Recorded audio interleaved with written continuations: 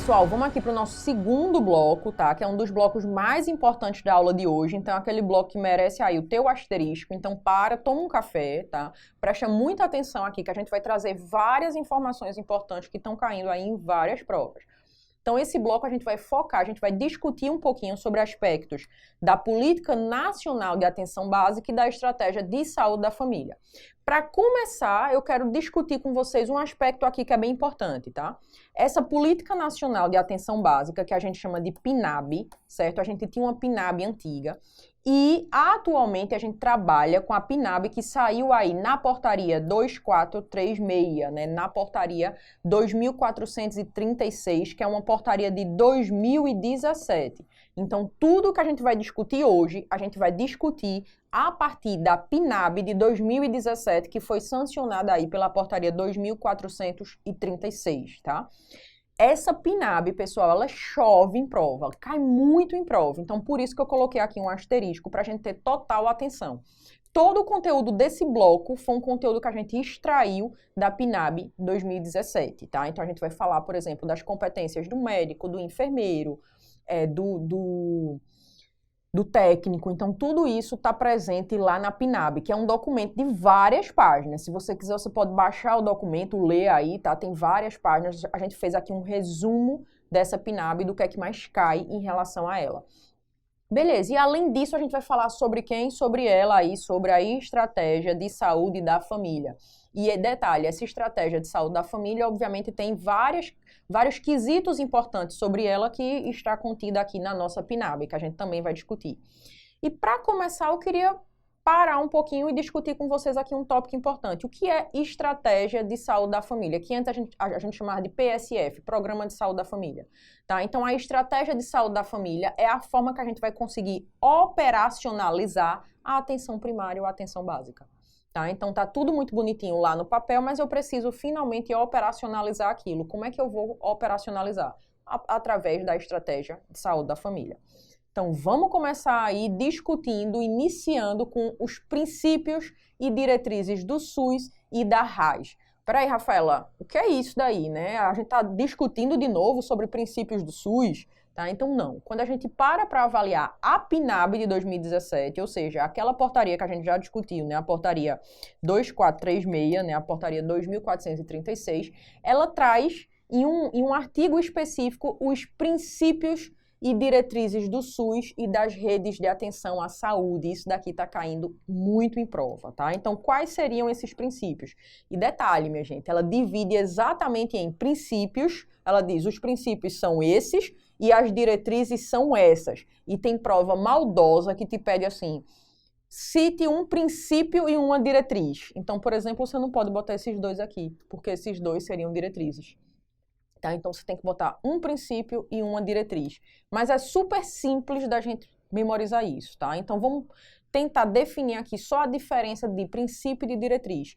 Princípio, pessoal, são os princípios do SUS com vogal, tá? Então, falou de princípios e diretrizes do SUS e das redes de atenção à saúde, volta lá e pega todos os que são com vogal. Então, universalidade, equidade e integralidade são princípios do SUS e das redes de atenção à saúde presente na PNAB, beleza?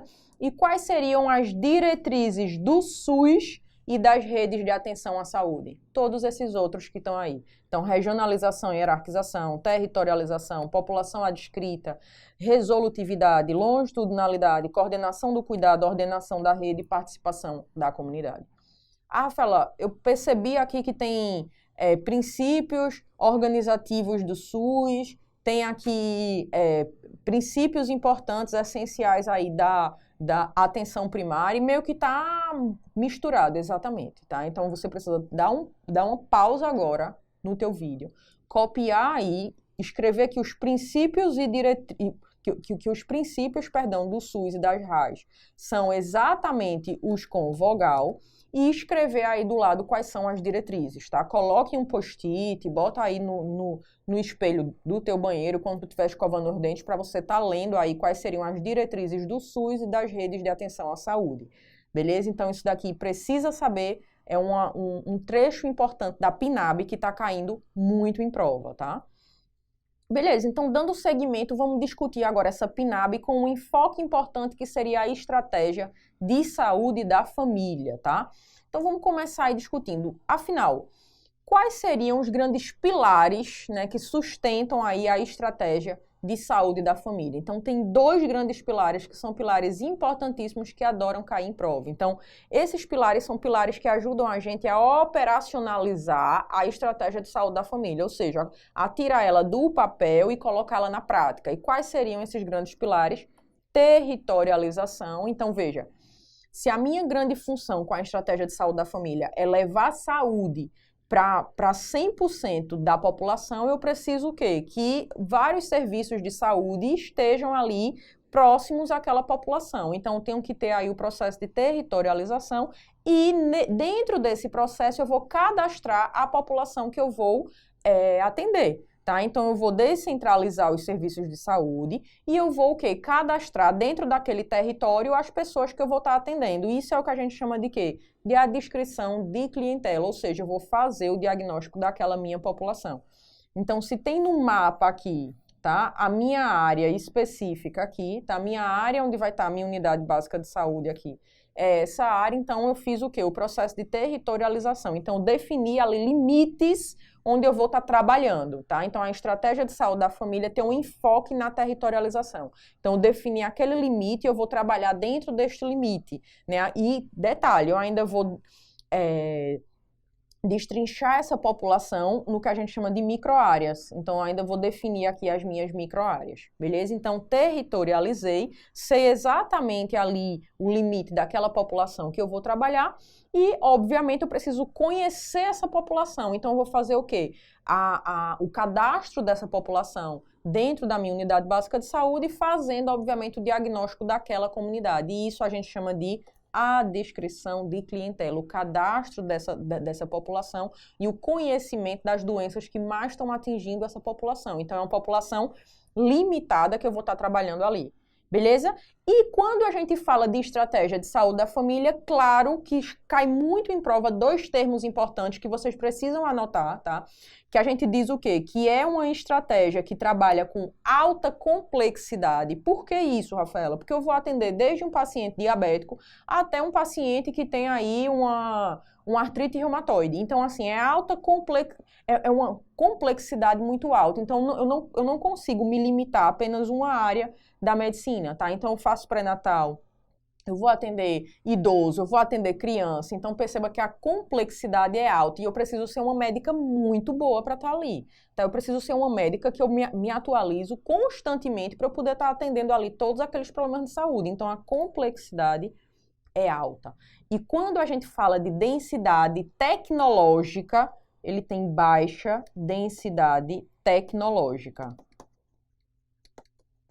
Então, veja que lá na minha unidade básica eu não tenho, por exemplo, um tomógrafo, eu não tenho um aparelho de ressonância, tá? Então, eu tenho baixa densidade tecnológica, mas eu trabalho com a alta complexidade, com vários indivíduos diferentes, tá? Então, população de idoso, gestante, homem, criança e com diversos problemas de saúde. Então, tem que anotar isso, tá? Cai muito discutindo que a estratégia de saúde da família tem alta complexidade e baixa densidade. Então, isso daí é verdadeiro. E lembrar que quando ele fala dessa densidade, ele está falando de densidade tecnológica, tá? Seguindo aí, vamos ver como é a composição, né, que a PNAB traz para a gente, como é a composição aí das equipes. E ela traz aí algumas equipes que eu destaquei e trouxe para cá para a gente estudar juntos, tá? Então, ela traz aí, por exemplo, a composição da equipe de saúde da família. Galera, tem que saber isso daqui, tá? Tem que saber que isso daqui cai muito em prova. Então, como é essa composição aí dessa equipe de saúde da família? Então, é obrigatório ter esses 4 profissionais. Então, tem que ter um médico, e aí a PNAB traz assim, de preferência, um médico de família e comunidade ou um médico generalista, mas a preferência é um médico de família e comunidade. Caso não tenha, você pode contratar um médico generalista. Tem que ter um enfermeiro, de preferência um enfermeiro que tem uma formação em medicina de família e comunidade. Tem que ter aí o auxiliar e técnico de enfermagem, tem que ter os agentes comunitários de saúde. Isso aí é a equipe mínima, você tem que ter. E a estratégia de saúde da família ainda pode trabalhar com uma equipe ampliada. Essa equipe ampliada iria englobar quem aí? O pessoal da saúde bucal. Então, ia englobar cirurgião dentista, o auxiliar ou técnico em saúde bucal e englobar também aqueles agentes comunitários de combate à endemia, tá? Que a gente chama de ACE. Então, são os agentes de combate à endemia que podem estar aí nessa equipe ampliada, tá? Essa equipe de saúde da família ampliada. Beleza, peguei aqui a composição dessa equipe, mas existe outra equipe também, que seria a equipe de atenção básica.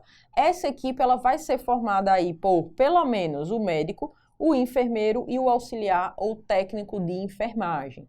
E além disso, a PNAB ainda traz para a gente uma terceira equipe, que seria aí a equipe dos agentes comunitários de saúde, que teriam quem? Os agentes comunitários de saúde e o enfermeiro que ajuda ali a organizar o trabalho dos agentes comunitários de saúde. Beleza? Agora, preste atenção aqui, que isso daqui é um detalhe importantíssimo e saiu do forno agora, tá? A gente tem uma lei, que é a Lei 14.231, que foi sancionada aí pelo presidente Bolsonaro. E o que é que essa lei trouxe pra gente? É uma lei bem pequenininha, tá? Que ela traz no seu artigo 1º o seguinte: os profissionais fisioterapeutas e terapeuta ocupacional devem integrar a estratégia de saúde da família no âmbito do Sistema Único de Saúde. Então, esses profissionais, fisioterapeuta e terapeuta ocupacional, podem estar integrando aí as equipes de estratégia de saúde da família. Então, essas equipes de saúde da família, elas podem ter o fisioterapeuta ou terapeuta ocupacional.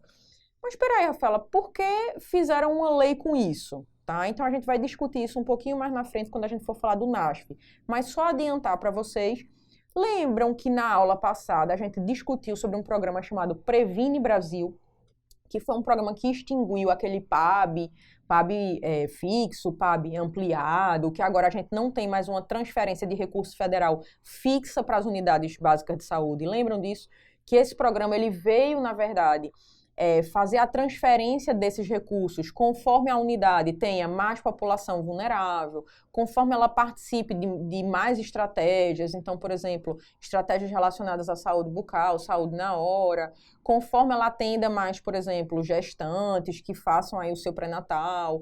Lembram disso? Então, aquele programa Previne Brasil, que foi o programa que ajudou a operacionalizar a transferência de recurso federal para a estratégia de saúde da família. Lembram disso? Então, esse programa, pessoal, ele operacionalizou a transferência de recurso federal e disse que essa transferência ia direto aí para essas estratégias. E esqueceu e não colocou a transferência de recurso para o famoso NASF, que a gente vai discutir sobre ele, tá? A gente vai discutir ainda nesse bloco. Então, ela não colocou que o governo federal ia fazer transferência de recurso para o NASF. Ela não proibiu que o NASF existisse. Ela disse, o NASF pode existir, mas vai ter que ser com recurso municipal. Então, perceba que, como ela não transfere mais recurso para o NASF, como esse Previne Brasil não está mais transferindo recurso para o NASF, muitos NASFs estão fechando, tá? Então, ela não está incentivando a formação de novos NASFs. Isso, pessoal, inclusive, foi uma grande crítica ao programa Previne Brasil. E no NASF a gente sabe que tem diversos profissionais, como a gente vai estar discutindo, dentre eles fisioterapeuta e terapeuta ocupacional. Então veja que essa lei, na verdade, ela está tentando, essa lei aqui, 14.231, ela está tentando realocar esses profissionais que antes estavam no NASF, que agora não está mais recebendo subsídio, e muitos profissionais desses vão ser demitidos. Tá? Então, tentando evitar isso, ela está tentando ali realocar alguns desses profissionais para a estratégia de saúde da família. Beleza, então vamos seguindo aqui, né, para a gente conhecer melhor. Isso aqui cai demais em prova, tá? Então, a PNAB, ela deixa lá bem claro que a estratégia de saúde da família, ela tem que ter a população adscrita, que a gente já viu que falou de estratégia de saúde da família, 2 nomes acendem aí na tua cabeça, que seria a descrição de clientela e territorialização, tá? Então, essa população adscrita, ou seja, essa população que está ali naquele território, por estratégia de saúde da família, tem que ser de 2.000 até, no máximo, 3.500 pessoas, tá? Eu não estou mais falando de famílias, estou falando de pessoas. Então, o máximo seriam 3.500 pessoas. Então, de 2.000 a 3.500. Em relação aos ACFs, aos ACS, na verdade, a gente tem que no máximo, cada agente comunitário de saúde vai ter aí, sob sua responsabilidade, 750 pessoas, no máximo, tá? A cobertura da estratégia de saúde da família tem que ser de 100% da população. Isso adora cair em prova. Às vezes tem uma questão lá que ele bota, a cobertura tem que ser de pelo menos 90%. Então, falso. A cobertura tem que ser de 100%. E não existe mais um número máximo ou um número mínimo de agente comunitário de saúde por equipe, tá? Então, como é que a gente faz essa distribuição aí dos agentes comunitários de saúde? As questões adoram cobrar isso. Elas botam, por exemplo, que você tem uma unidade básica que está em um território e nesse território tem, por exemplo, 3.000 pessoas.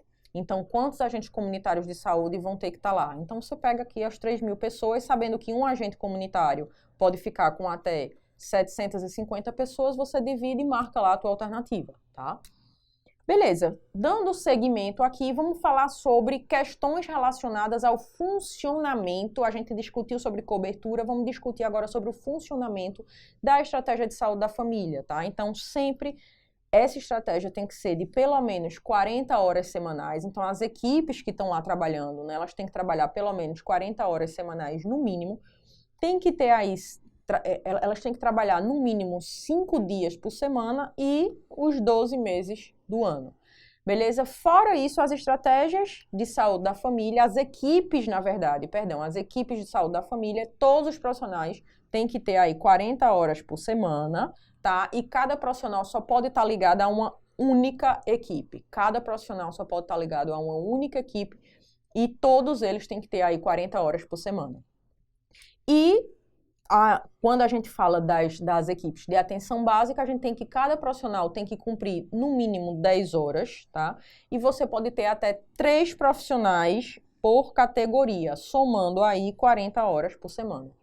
Ah, Rafaela, por que a gente não bota, por exemplo, né, se eu tenho que ter aí 40 horas por semana de trabalho médico, por que eu não boto, por exemplo, 4 médicos, cada médico fazendo 10 horas? Tá? Cada um pode fazer aí, ó, no mínimo 10 horas semanais. Então, eu poderia colocar 4 médicos, cada um fazendo aí 10 horas. Só que aí, pessoal, a gente ia perder um princípio importante quando a gente fala de atenção básica, que seria o quê? O princípio do vínculo, né, da continuidade desse cuidado, daquele paciente, ele conhecer o seu médico e o médico conhecer esse paciente. Então, veja, um dia o paciente podia vir para mim, eu examino o paciente, enfim, vou fazer todo o atendimento, solicito alguns exames, e o paciente volta daqui a 2 semanas e é você quem está atendendo. Então, a gente perdeu um pouco essa questão de vínculo desse paciente. Por isso que a gente limita aqui, para cada categoria, tem que ter só 3 profissionais, tá? Até 3 profissionais. Então, por exemplo, se for médico, idealmente a gente vai ter o quê?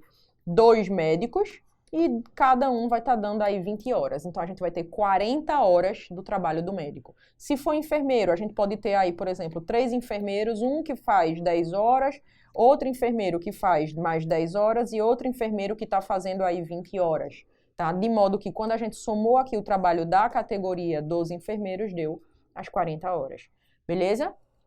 Então, vamos seguindo aqui, né, para a gente continuar discutindo um tópico importante que também está caindo muito em prova, né, que a PNAB ela deixa bem descrita, que seriam as funções específicas de cada profissional. E aqui, pessoal, tem um detalhe importante, tá? Então, a PNAB, ela traz um profissional, que a gente vai discutir aqui, que seria o gerente da atenção básica, tá? Então, ela traz esse gerente e ela traz as funções específicas desse gerente, e isso adora cair em prova, tá? Então, quais seriam as funções específicas do médico, né? Então, realizar aí pequenas cirurgias, indicar internação hospitalar ou domiciliar, encaminhar serviços de média e alta complexidade, preencher a declaração de óbito. Tem outros, tá? Mas eu coloquei aqui as funções específicas que mais caem em prova.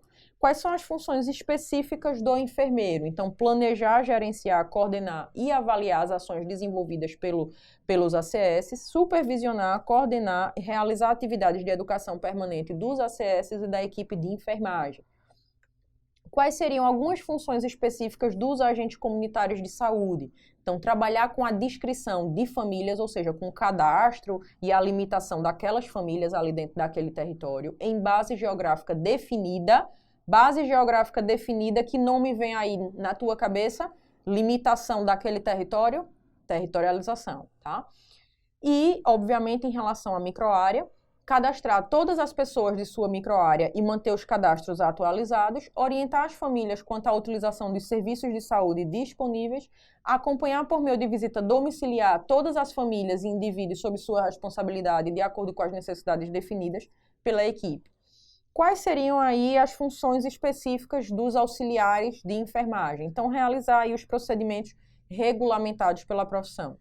E um detalhe importante, tá, que eu trouxe para vocês, o famoso gerente da atenção básica, que está adorando cair em prova, né? Quais as funções desse gerente aí da atenção básica, que foram funções regulamentadas pela PNAB. Conhecer e divulgar, junto aos demais profissionais, as diretrizes e normas que incidem sobre a atenção básica em âmbito nacional, estadual, municipal e Distrito Federal, com ênfase na política de atenção básica, de modo a orientar a organização do processo de trabalho na unidade básica de saúde. Veja que o trabalho dele tende a ser um trabalho mais burocrático, né? Então é um trabalho muito mais voltado para a gestão do que um trabalho de assistência. Então é como se todos os outros profissionais fizessem assistência e ele faz mais essa parte relacionada à gestão. Estimular o vínculo entre os profissionais, favorecendo o trabalho em equipe, representar o serviço sob sua gerência em todas as instâncias necessárias, tá? E ele vai fazer a articulação dessa gestão e qualificar a gestão da infraestrutura e dos insumos, né? Ou seja, manutenção, logística dos materiais, ambiência da própria UBS, zelando pelo bom uso dos recursos e evitando aí o desabastecimento. Tá? Então, essas são as principais competências aí do gerente da atenção básica. Mas, como eu disse para vocês, quando você baixa lá a PNAB, tem várias competências, tá? Aqui eu trouxe as principais, as competências que eu mais vejo caindo em prova. E aí, seguindo, a gente vai falar dele, né? Eu prometi para vocês que a gente ia discutir sobre o NASF, né? Que seria aí o Núcleo Ampliado à Saúde da Família, que antes a gente chamava de Núcleo de Apoio, tá? À saúde da família. Hoje a gente chama de núcleo ampliado. E aí, pessoal, o que é o NASF, tá? Então, o NASF eu preciso que vocês façam uns vínculos cerebrais comigo, tá? E o principal vínculo, que é o que mais cai em prova, é não é porta de entrada, não é porta de entrada, não é porta de entrada, tá? Repete aí, NASF não é porta de entrada. Então, o NASF, na verdade, ele é um grupo, uma equipe aí multiprofissional, tá? Que ele serve como apoio, tá? Então, ele serve para dar apoio à estratégia de saúde da família, certo? Então, ele tem um enfoque importante que é o quê? Ele serve aí, ó, como referência à estratégia de saúde da família. Vamos dar um exemplo?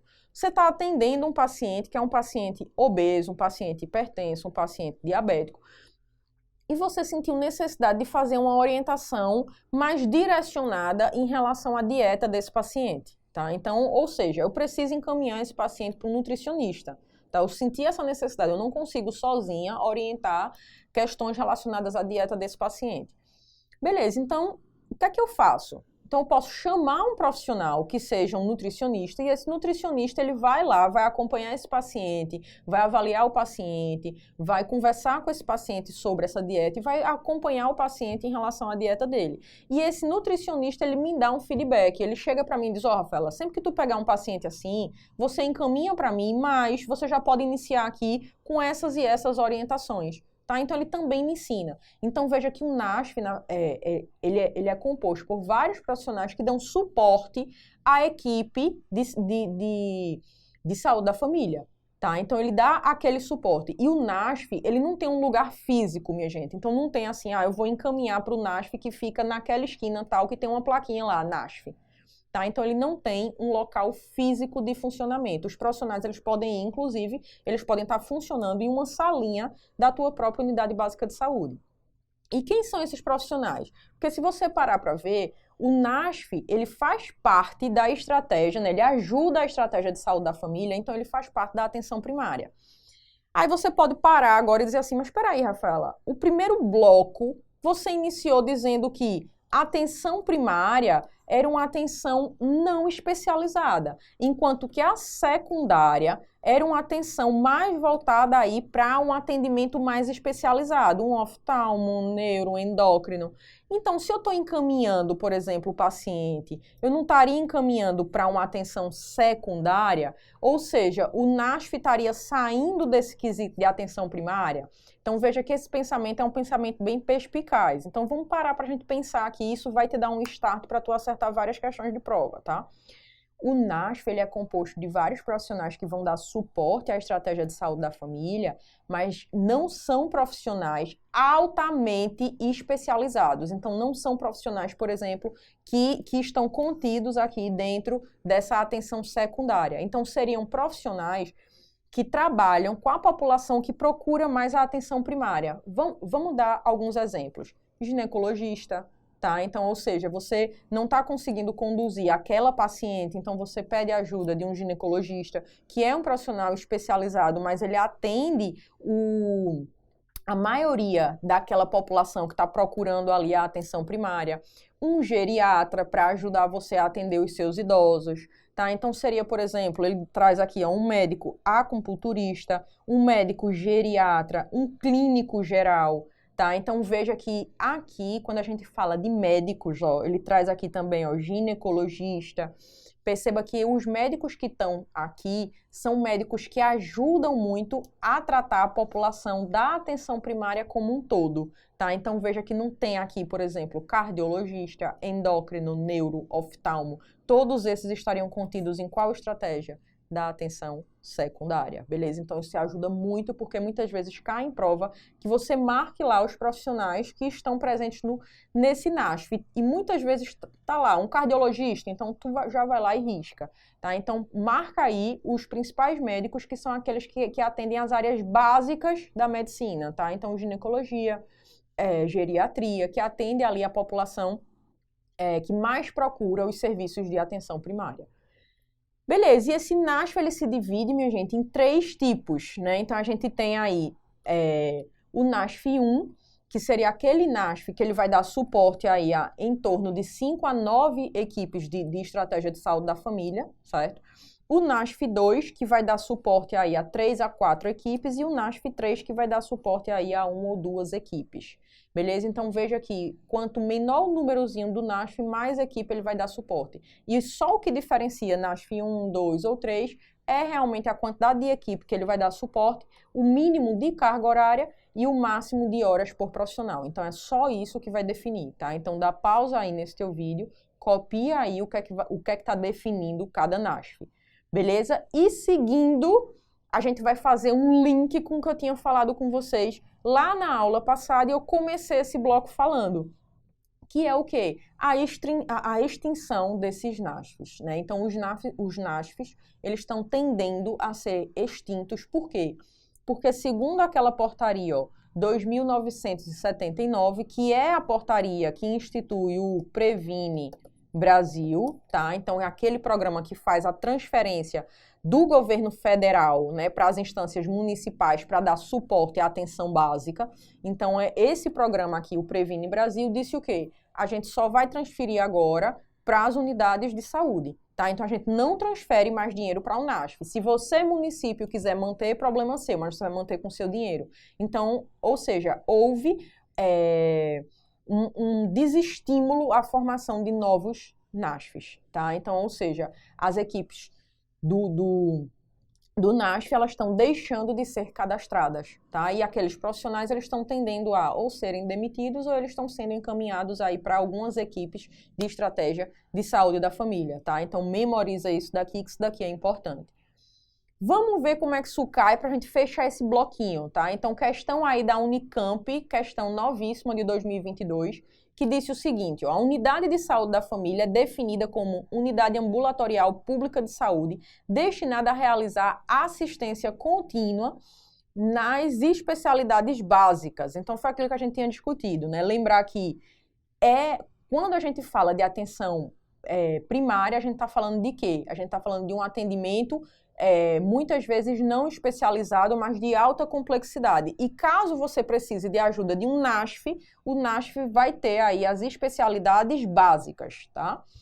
por intermédio de equipe multiprofissional. Então, a estratégia de saúde da família organiza-se da seguinte forma. Então, ele está querendo aqueles teus 2 nomezinhos que a gente discutiu lá no começo.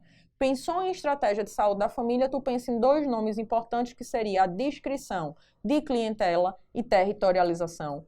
Letra A, beleza? E lembrar que tende a ser uma estratégia que trabalha com alta complexidade e baixa densidade tecnológica. A letra B diz, equipe composta por generalista, pediatra, ginecologista, enfermeira e agente comunitário de saúde. Pessoal, falando de estratégia de saúde da família, a equipe é composta por médico, enfermeiro, os agentes comunitários de saúde e quem mais? O auxiliar ou técnico de enfermagem. Então, a equipe básica vai ser composta por esses 4 profissionais, tá? Você pode ampliar a equipe colocando quem? Os profissionais de saúde bucal, dentista e o auxiliar de saúde bucal e o agente de combate à endemia, tá? Então, você pode ter a equipe básica ou a equipe ampliada. Se ele bota, cada equipe responsabiliza-se por até 4.500 famílias. Então, a gente viu que é de 2.000 até, no máximo, 3.500 famílias. E dele bota programação e planejamento centralizados, falso, né? Aqui a gente sabe que o SUS trabalha com programação e planejamento descentralizado. Resposta pra gente, letra A. E com isso a gente fecha aqui, a gente finaliza esse bloco.